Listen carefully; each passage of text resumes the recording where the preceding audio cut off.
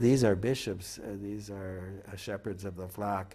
I can't imagine, who are Catholic, and I can't imagine them accepting this proposal.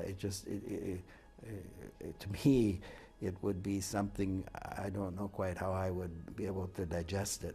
All right, there you go, Cardinal Raymond Burke, ladies and gentlemen, who was dismissed as the head of the Vatican's High Court for remarks that he made, possibly, about maybe an understanding of gay marriage and the original rumored decision made by the bishops before they actually made their decision. Here to sort it all out for us is co-host of Close Encounter, Lisa Jandovitz, and Newsmax contributor and president of the Catholic League, Bill Donohue. Bill, what do you make of, really one of the more conservative cardinals? What do you make of his dismissal from that position? Well, this has been rumored for a very long time, and Cardinal Burke has given several interviews about it. He basically ran the Vatican Supreme Court, so it is a demotion to that extent. I don't think it has less to do with what happened in the Synod, because this was made before the Synod. But there's no question that Cardinal Burke, along with Cardinal Napier out of South Africa, led the fight in kind of a blowback against the divisive interim report, which really was not run by the bishops. It was written by one or two or three people. No one was consulted about it. They leaked it out to the media, and there was a reaction against it, quite understandably so. So that's why the final document wasn't even close to what they had in the interim. But look, Burke is still going to be an outspoken person. He's an author, he's a scholar, he has access to TV. So this is certainly not going to silence him, if that's what some people may think. What about it, Lisa?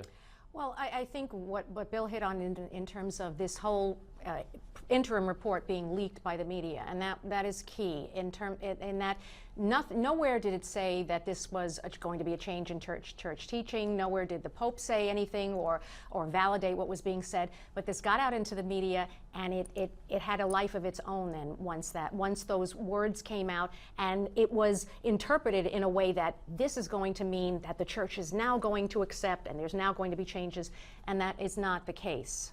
All right, so and as far as his role going forward, Lisa, I mean, is there any, well, if it wasn't a direct result of what we talked about, and it's been rumored for some time, then why did it happen? Why did it occur? Well, and Cardinal Burke himself said, we need to, as priests, we need to accept and understand that we can be transferred, or our positions can be changed at any time. It's not for me to assume why the Pope decided to transfer him, to change his position.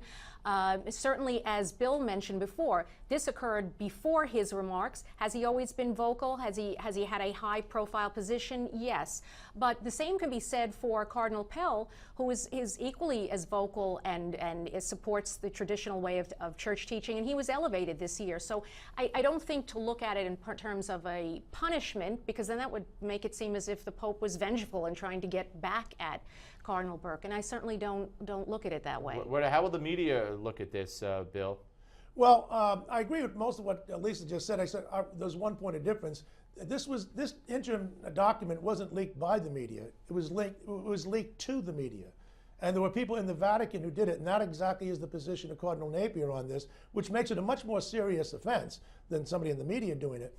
The media are going to like Burke still because he's colorful.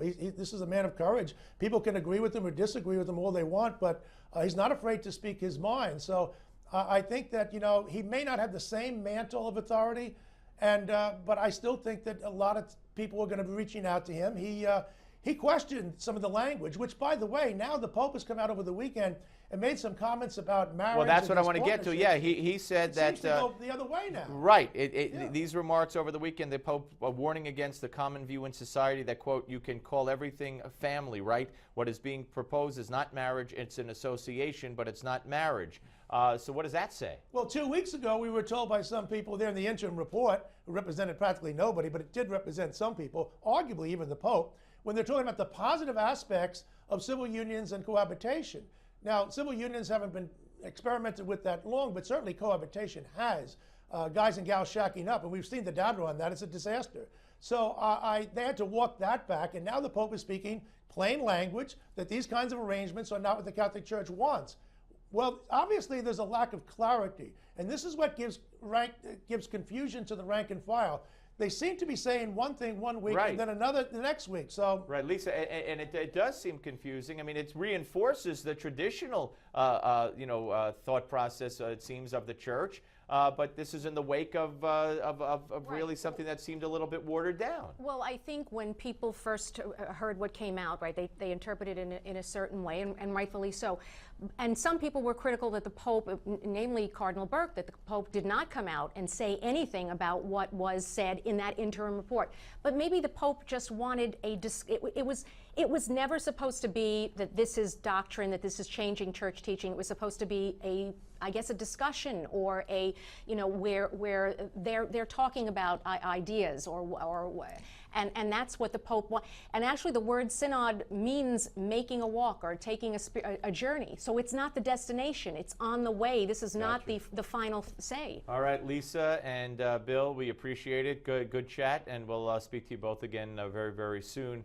All right, folks, when we come back, we'll be joined by former U.S. Assistant Secretary of State for International Organization Affairs, Brian Hook. I did this interview earlier. He has very interesting things to say about how the CDC messed up Ebola. But first, let's check in on the Senate race, a great Senate race going on in Iowa, and we're going to do that with our Road to the Midterms update. It's coming up next on Newsmax Television.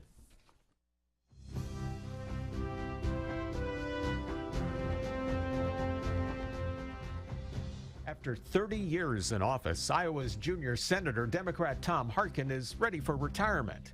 Naturally, he's endorsed Democratic Representative Bruce Braley to take his seat.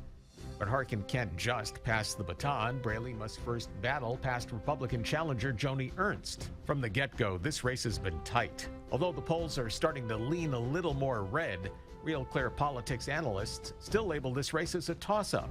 There are just too many outlying factors. First, there's the Democrats' ability to get out the vote. The Wall Street Journal cited a study which found President Obama's 2012 ground game gave him a 1.6% turnout advantage.